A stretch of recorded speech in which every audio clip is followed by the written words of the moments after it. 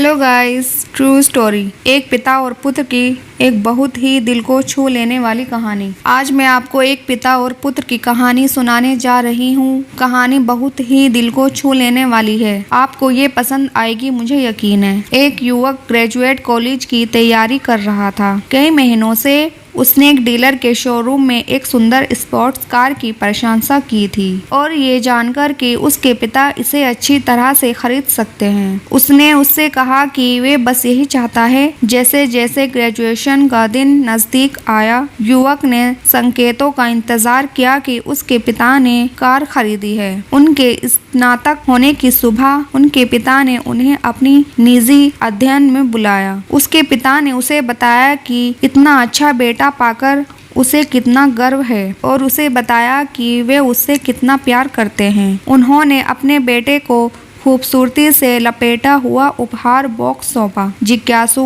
लेकिन कुछ हद तक निराश युवक ने बॉक्स खोला और एक सुंदर चमड़े से बंधा हुआ पवित्र कुरान पाया। गुस्से में उसने अपने पिता पर अपनी आवाज उठाई और कहा, अपने सारे पैसे के साथ आप मुझे एक पवित्र पुस्तक देते हैं, और पवित्र पुस्तक को छोड़कर घर से निकल गए। उन्होंने लंबे समय तक फिर कभी अपने पिता से संपर्क नहीं किया। कई साल बीत गए और युवक व्यापार में बहुत सफल हो गया। उसका एक सुंदर घर और अद्भुत परिवार था, लेकिन उसने महसूस किया कि उसके पिता बहुत बूढ़े हैं और उसने सोचा कि शायद उसे उसके पास जाना चाहिए। उस स्नातक दिवस के बाद से उन्होंने उसे नहीं देखा था। इससे पहले कि वे व्यवस्था कर पाता, उसे एक तार मिला जिसमें बताया गया कि उसके पिता का निधन हो गया और उसने अपनी सारी संपत्ति अपने बेटे को दे दी है। उसे तुरंत घर आने और चीजों की देखभाल करने की जरूरत थी। जब वह अपने पिता के घर पहुंचा तो उसका हृदय अचानक उदासी और पछतावे से भर गया। उसने अपने पिता के महत्वपूर्ण कागजों को खोजना शुरू किया और अभी भी नया पवित्र कुरान देखा जैसा कि उसने इसे वर्षों पहले छोड़ दिया था।